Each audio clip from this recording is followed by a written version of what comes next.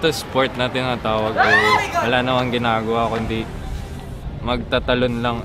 Nung high school, parang may nakita na ako word ng parkour. Parang yun, parkour and free running. Ang free running, yun yung may flips. Tapos yung parkour, yun yung efficiency of movement from point A to point. Kumbaga parang military training kasi doon nang galing yung parkour eh.